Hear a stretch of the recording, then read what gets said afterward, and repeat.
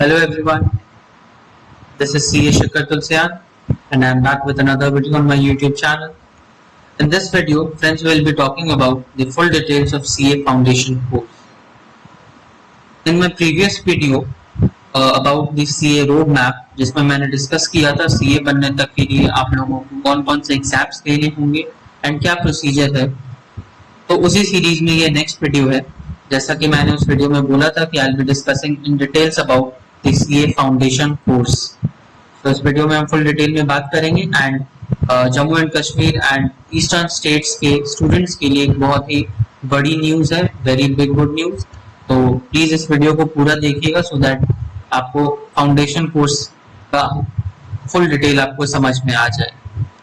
Before starting the video, I request you to please subscribe to my channel so that whenever I post a video, so you get a notification of that. So without wasting any more time, let's start the video. So friends, CA Foundation course जो CA का first step होता है, इसे entrance examination भी बोला जाता है. तो अगर आपको एक चार्टर्ड अकाउंटेंट बनना है तो सबसे पहले आपको CA फाउंडेशन क्लियर करना होगा. So candidates who wish to pursue chartered accountancy course can register for foundation course after appearing in class 12 examination. तो सबसे important point ये है कि अगर आपको CA फाउंडेशन की एग्जाम देनी है तो आपको एटलीस्ट क्लास 12 के एग्जामिनेशन में अपेयर होना पड़ेगा. मतलब ऐसे तो रिक्वायरमेंट पासिंग की है, दैट मीन्स कि you must be a pass out of class 12, you must pass class 12 examination. But आप अगर अभी आपका रिजल्ट पेंडिंग है, जैसे सपोज मई जो अटेम्प्ट होते सीए फाउंडेशन मई एंड नवंबर ये 2 मंथ्स में कंडक्ट होते हैं. तो सपोज आप मई अटेम्प्ट अगर आप दे रहे हैं एंड आपकी 12th की एग्जामिनेशन मार्च में हुई थी या फरवरी में हुई थी एंड आपके रिजल्ट्स अगर पेंडिंग है तो भी आप ये एग्जाम आप अटेम्प्ट कर सकते हैं. एंड अगर आप फिर पास हो गए तो आपका रिजल्ट काउंट होगा. एंड इन केस आप पास नहीं होते हैं 12th की एग्जामिनेशन, जो कि बहुत ही कम होता है, रेयरली होता है किसी के साथ, तो फिर आपका रिजल्ट वैलिड नहीं होगा एंड आपको दोबारा देना पड़ेगा जब आप 12th पास करेंगे. तो बेसिकली आपको 12th पास करना है तभी आप इस एग्जाम के लिए एलिजिबल हैं. बट अगर आप एग्जाम में अपेयर कर चुके हैं then you will be provisionally admitted. So आपको सीए फाउंडेशन में सबसे पहले तो आपको रजिस्ट्रेशन लेना होगा एंड रजिस्ट्रेशन की वेबसाइट का लिंक है ये लिंक मैं अपने डिस्क्रिप्शन बॉक्स में दे दूंगा सो दैट आप डायरेक्ट इस लिंक के थ्रू आप रजिस्टर कर सकें. एंड आफ्टर दैट आपको रजिस्टर करने के बाद में जो इसकी फीस है वो पेमेंट करनी पड़ेगी. और for Indian students, for Indian citizens 200 रुपये आपका प्रोस्पेक्टस का कॉस्ट है. ये प्रोस्पेक्टस आप ऑनलाइन भी डाउनलोड कर सकते हैं. ये अभी जो मटेरियल मैं अभी यूज कर रहा हूँ ये आईसीआई का प्रोस्पेक्टस ही है. इसे मैं डिस्क्रिप्शन बॉक्स में इसके लिंक भी ऐड कर दूंगा. एंड आपको ये 9,000 रुपीज ये आपका सीए फाउंडेशन का एक्चुअल रजिस्ट्रेशन फी है. तो बेसिकली आपका ये 9,000 रुपये आपका लगेगा. एंड ये जो 400 रुपये है this is the subscription for journal. तो दिस इज नॉट रिक्वायर्ड. अगर आप इसे नहीं भी सब्सक्राइब करें तो कोई इशू नहीं है. तो आपका जो मेन एक्सपेंस है वो ये 9,000 रुपीज है. एंड अगर आप एक फॉरेन स्टूडेंट हैं तो आपका मेन एक्सपेंस ये $700 का फाउंडेशन रजिस्ट्रेशन फीस है. Next we will come up to the good news that I was talking about. ICI ने एक अनाउंसमेंट की है जिसमें उन्होंने कहा है, आप यहाँ देख सकते हैं, students from newly formed union territories of Jammu Kashmir and Ladakh. जैसा कि आपको पता होगा पहले जो हमारा स्टेट था जम्मू एंड कश्मीर वो अब 2 यूनियन टेरिटरीज में डिवाइड हो चुका है. पहला है जम्मू कश्मीर और दूसरा है लद्दाख. तो अगर जम्मू कश्मीर और लद्दाख के कोई स्टूडेंट्स हैं एंड नॉर्थ ईस्टर्न स्टेट्स के अगर कोई स्टूडेंट्स हैं तो आप जम्मू कश्मीर, लद्दाख या नॉर्थ ईस्टर्न जो स्टेट्स हैं हमारे, अगर आप उनके स्टूडेंट्स हैं, अगर आप वहां के रहने वाले हैं तो आपको सिर्फ और सिर्फ 2,250 रुपये रजिस्ट्रेशन फीस ही पेमेंट करना पड़ेगा. दैट मीन्स कि जो 9,000 रुपीज का जो कॉस्ट है ये रजिस्ट्रेशन का, ये आपके लिए सिर्फ 2,250 रुपये ही रह जाएगा. तो आपको इसके लिए क्या करना होगा, आपको इसके लिए 20 सितंबर 2019 टू 31 मार्च 2022 इस डेट के बीच में आपको रजिस्टर करना है. तो अभी 1.5 साल से ज्यादा का अराउंड टाइम बचा हुआ है, तो अभी आपके पास सफिशिएंट टाइम है. तो जो भी स्टूडेंट्स अभी क्लास 11th में है, क्लास 10th में है या क्लास 12th में है, अभी उनके लिए बहुत ही अच्छी अपॉर्चुनिटी है अगर आप इन स्टेट से अगर आप बिलोंग करते हैं तो, बिकॉज आपकी रजिस्ट्रेशन फीस बहुत ही कम हो जाएगी। आपको इसके लिए सेल्फ अटेस्टेड डॉक्यूमेंट सबमिट करने होंगे। सेल्फ अटेस्टेड डॉक्यूमेंट्स मतलब आपको अपने डॉक्यूमेंट पे खुद अपना सिग्नेचर करना होगा। That means you attest the validity of the documents. और डॉक्यूमेंट्स क्या होंगे? पहला तो डोमिसाइल सर्टिफिकेट। डोमिसाइल सर्टिफिकेट मतलब आप वहां के रेसिडेंट हैं, आप उस स्टेट के, आपको उसका एक सर्टिफिकेट देना होगा। एंड आपको अपना आइडेंटिटी सर्टिफिकेट जो कि आधार कार्ड या पासपोर्ट या वोटर आईडी है वो देना होगा। So that was the big news about the students of JNK Ladakh and the eastern states. Now we will move on to the subjects and the syllabus of CA Foundation.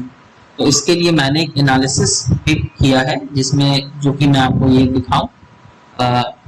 This is the analysis that I have made. Just a second.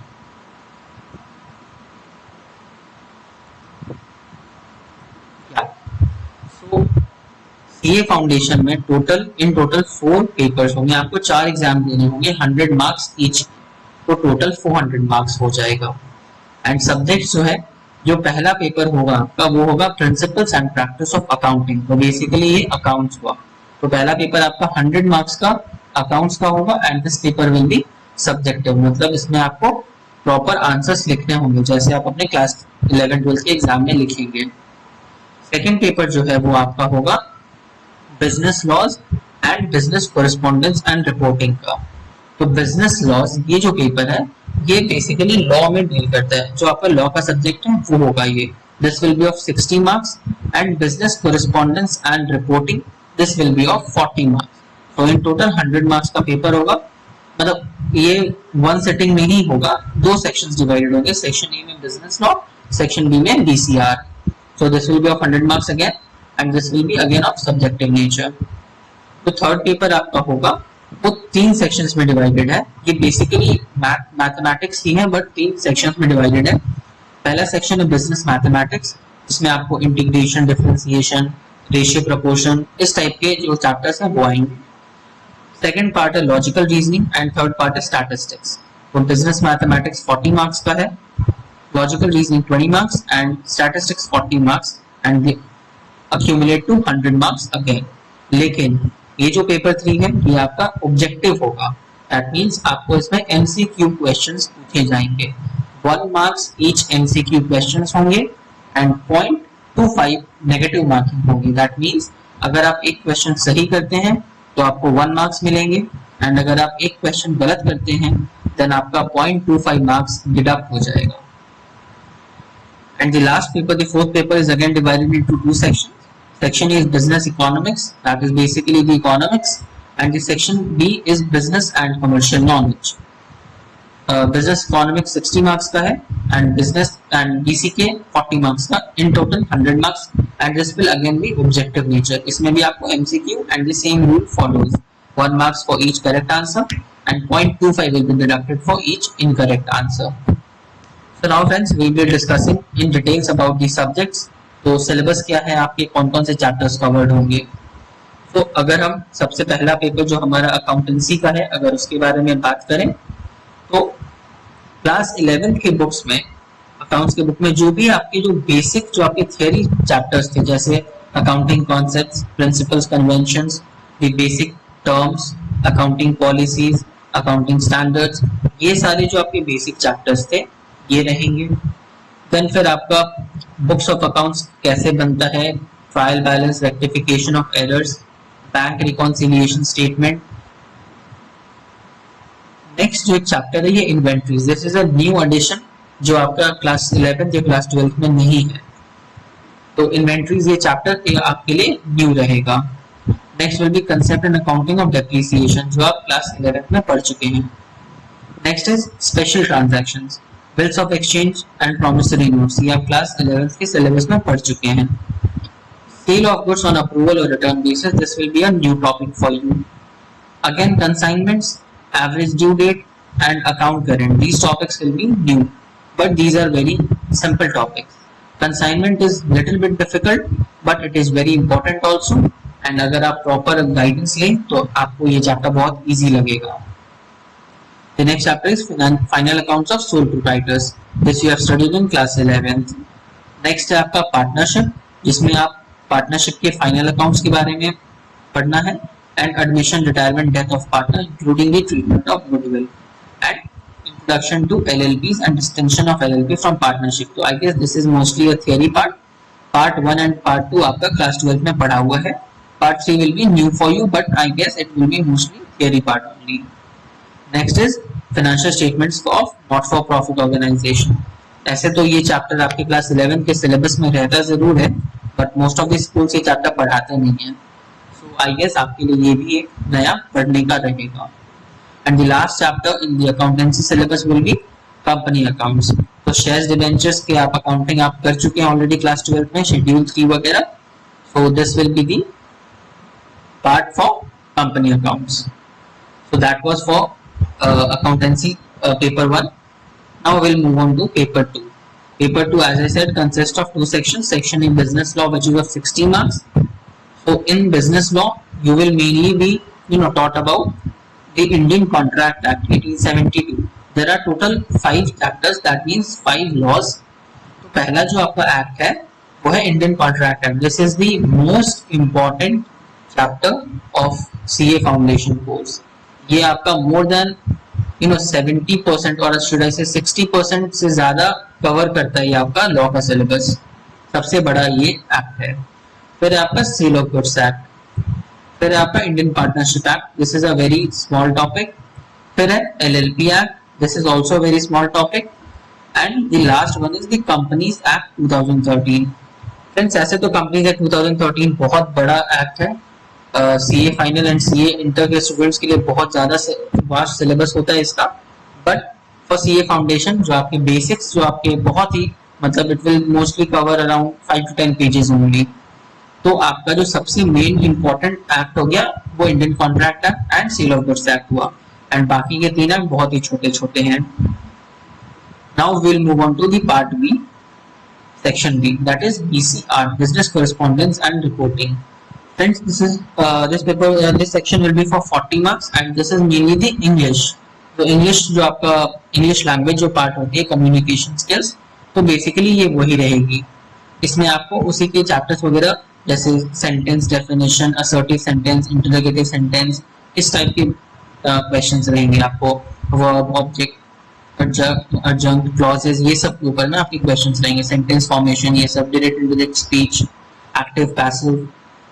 तो basic English जो आप आज तक पढ़ के आए हैं after class 12, बस वही रहेगा. This is not difficult. आपको कॉम्प्रिहेंशंस रहेंगे, नोट मेकिंग रहेगी, basic writing, precious writing, article writing, report writing. तो ये सारा सिलेबस इंग्लिश का है. फॉर्मल लेटर्स, काफी बड़ा सिलेबस है बट काफी जल्दी कवर हो जाता है. ये देखने में काफी बड़ा लग रहा है. Next we'll move on to paper 3, that is business mathematics, logical reasoning and statistics. Friends, maths is a very interesting subject and इसमें काफी high score के possibility होते हैं. तो जो part A है business mathematics, it will be for 40 marks. तो इसमें आपके chapters रहेंगे ratio proportion, indices and logarithms, equations and matrices, linear inequalities, time value of money, permutation combination, sequences and series, that is AMGM, APGP, sets, relations and functions, and the basic application of differential and integral calculus. तो इसमें I guess आपका time value of money के अलावा सारा chapters आपका 11-12 में covered है. Next is logical reasoning for 20 marks. It is a very simple area. इसमें 5 चैप्टर्स हैं बट ये 5 चैप्टर्स बहुत ही सिंपल एंड बहुत ही इजी होते हैं. Logical reasoning is very interesting and very easy. The part C is statistics for 40 marks, जिसमें आपका statistical description है, measures of central tendency and dispersion, mean median mode वाला chapter बहुत easy होता है. प्रोबेबिलिटी बहुत इजी है.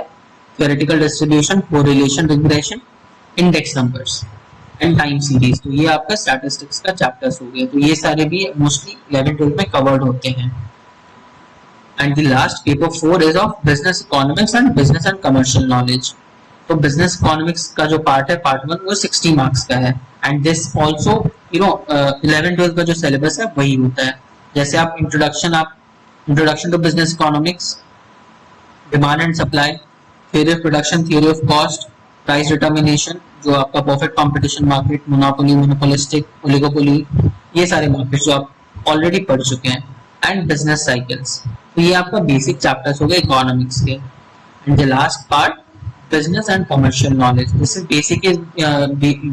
बेसिकली जो बिजनेस स्टडीज जो आप अपने क्लास 11th एंड 12th में पढ़े हैं, that is business and commercial knowledge and introduction, जिसमें एंड फिर business environment, micro and macro environment, ये सारे बिजनेस ऑर्गेनाइजेशंस कौन कौन से होते हैं, government policies, organisations facilitating business जैसे कि RBI, SEBI, CCI, IRDAI and NABARD, इन सब के बारे में आप पढ़ेंगे। And the common business technologies. तो बेसिकली फ्रेंड्स ये सारे चैप्टर्स भी आपके 11th-12th में कवर्ड है mostly, so it won't be a big deal for you. Next अब सिलेबस तो हमारा कवर हो गया, नेक्स्ट 2-3 छोटे छोटे पॉइंट्स कवर कर लेते हैं।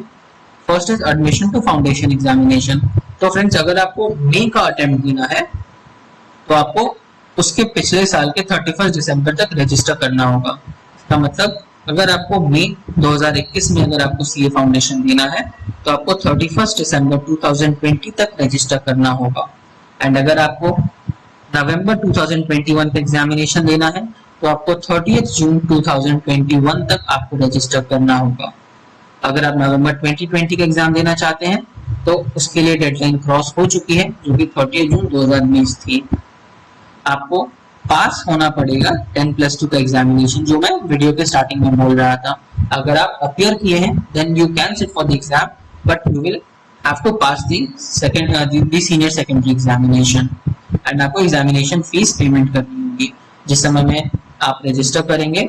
उसके बाद में एग्जाम के अराउंड 1 मंथ पहले एग्जामिनेशन फॉर्म रिलीज होती है, वो फॉर्म फिलअप करना होगा, एग्जामिनेशन फीस देनी होगी, 1000 रुपए शायद वो होती है, and you will get the admit card. Foundation exam पास करने के लिए आपको हर एक पेपर में जो 4 पेपर्स थे, पेपर 1, 2, 3, 4, चारों पेपर में आपको मिनिमम 40% मार्क्स लाने होंगे। दैट मीन्स कि हर एक पेपर में ये 100 में से आपको अराउंड मिनिमम 40, प्लस 100 में से 40, 40 एंड 40, तो मिनिमम आपको चारों पेपर में 40 मार्क्स लाने होंगे। फ्रेंड्स ये 40% of minimum, this doesn't apply section wise. मतलब ऐसा भी हो सकता है आप बिजनेस लॉ में आप 40 मार्क्स ले आए and business correspondence and reporting में 0 लाए, तो भी आपका इन टोटल 40 होगा and that will be correct, उसमें कोई इशू नहीं है। आपको पेपर वाइज आपको 40 मार्क्स मिनिमम ईच लाने हैं एंड आपको 50% marks in total in aggregate लाना होगा। दैट मीन्स कि आपको आउट ऑफ 400 आपको टोटल में 200 चाहिए। मतलब अगर आप 40 मार्क्स चारों पेपर में लाते हैं that accumulate to 160, but still there is a gap of 40 marks जो आपको कवर करना होगा। दैट मीन्स कि आपको इन टोटल आपका रिपोर्ट कार्ड में आपको आउट ऑफ 400 आपको मिनिमम 200 चाहिए एंड वो 200 के अलावा हर सब्जेक्ट में हर पेपर में आपका मिनिमम 40 मार्क्स होना चाहिए। मैं एक एग्जांपल देता हूँ छोटा सा।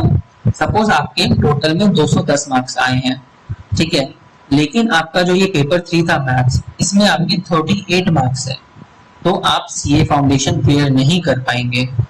ऑल्दो आपके टोटल में 210 मार्क्स है, बट आपका जो ये पेपर 3 था इसमें आपके सिर्फ 38 मार्क्स थे, तो आप वो 40% वाला क्राइटेरिया सेटिस्फाई नहीं करते हैं। एक और सिचुएशन है, अगर आपके सपोज पेपर 1 में 40, पेपर 2 में 40, पेपर 3 में 40 एंड पेपर 4 में 40 है, बट आपका फिर टोटल में तो आपका 160 हो रहा है ना, तो आपका टोटल में 200 क्रॉस नहीं हो रहा, तो इस केस में भी आप सीए फाउंडेशन क्लियर नहीं कर पाओगे।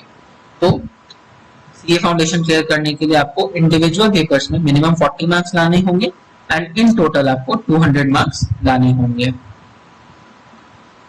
Next, live coaching classes. Friends ऐसे तो आपको सीए फाउंडेशन के लिए कोई भी ट्यूशन की रिक्वायरमेंट नहीं है, बिकॉज मोस्टली इसका क्लास 11-12 का सिलेबस होता है, but still if you need any coaching तो आप कोई प्राइवेट ट्यूशन ज्वाइन कर सकते हैं। अराउंड 8-10,000 रुपीज आपको पड़ेगा टोटल चारों सब्जेक्ट्स मिला के।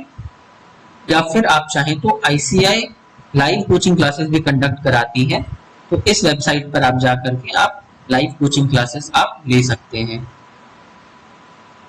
एंड आपको ई बुक्स अवेलेबल होंगी ICAI की वेबसाइट से, एंड अगर आप चाहें तो आपको प्रिंट फॉर्मेट में भी आपको बुक्स मिल जाएंगी। So friends, this was the topic for CA Foundation detailed course analysis. So friends, I will put all the links in the description box. ICAI का वेबसाइट का लिंक, ये लाइव कोचिंग क्लासेस का link, मेरी previous video जिसमें मैंने ICAI का road map discuss किया उसका लिंक, सारे लिंक्स मैं डिस्क्रिप्शन बॉक्स में डाल दूंगा। And friends, thanks for watching this video.